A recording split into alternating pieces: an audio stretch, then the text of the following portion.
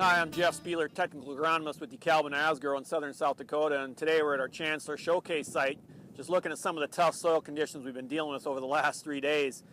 Now, we've got a lot of rain at this site, as most of you have gotten across the state. A few of the things we're looking at, I know some of you are dealing with some ponding scenarios in your fields, some of the low spots where we've got water sitting.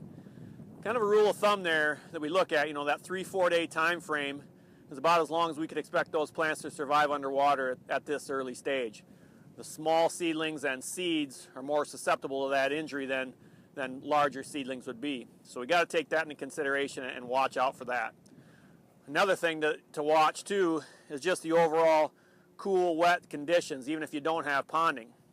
So right here right now we're looking at about 44 degrees at 4 inches soil temperature. We dropped a lot, well over 10 degrees in the last 5 days.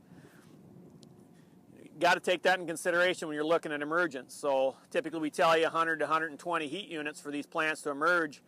When we get these wet, cool soil conditions like we're seeing, that's going to typically be more like 130 or more. So right now, like I said, we're at 115 heat units right here at this site. We're just starting to see a few plants poke through. Not consistently across the plot, but we are starting to see some, and like I said, we're at about 115 heat units.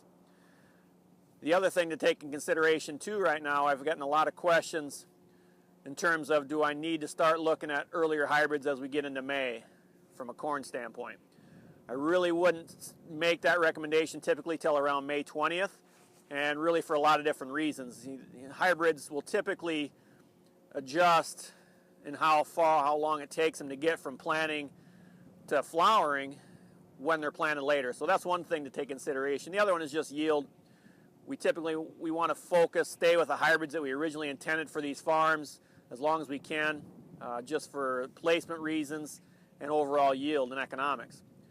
Like I said earlier, we really wouldn't typically start looking at earlier hybrids until that May 20th time frame. And at that point, look at, okay, I'm already at a later hybrid for my window. Do I need to start looking at dry down issues more so? But we really don't want to start making those decisions yet. Thanks.